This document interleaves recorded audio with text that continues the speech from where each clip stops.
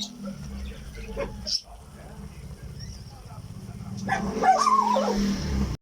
PNP. Sa ngayon, meron ng person of interest sa mga investigador, pero hindi pa masabi ng PNP kung kasama ba ito sa tatlong suspect na pumasok sa bahay ng mga biktima o siya mismo ang nagplano sa krimen. Sabi ng PNP, negosyante ang napatay ng American National at 1975 pa nagpapabalik-balik sa Pilipinas. Kain tayo. Kilala ang biktima na si Ken Carpenter. Habang nakikinig ng balita. Ng pag-aaral na tumukoy sa Virgin Island Passage sa pagitan ng Southern Luzon at Mimaropa bilang Center of Marine Shore Fish Diversity sa buong mundo at nagsulong na pangalagaan ito.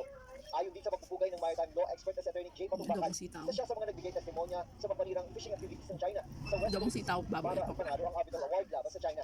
Kaya dapat daw mapanagot sa batas ang mga may gawa ng krimen.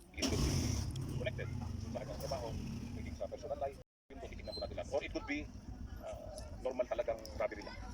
Sure, mga nakasyon, nakatutok, 24 oras.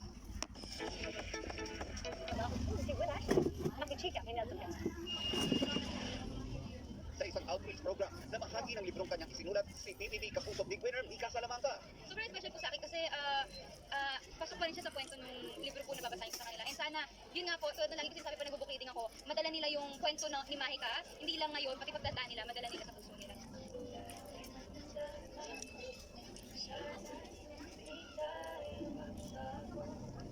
Tuwa naman si Mika na umabot ng millions of views ang duet nila ni Kapuso Star at kapwa ex-PBB housemate Will Ashley. Ilang na nang nagbahayag si Will na gusto niyang makatrabaho muli si Mika.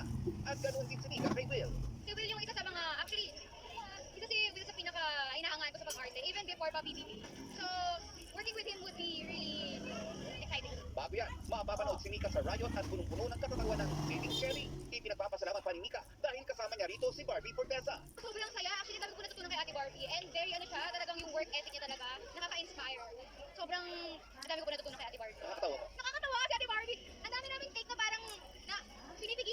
Nelson Canlas updated sa Showbiz Happening. Susunod! Exclusive. Pasto, arestado, matapos umanong pagtarantalahan ng menor na edad ng miyembro ng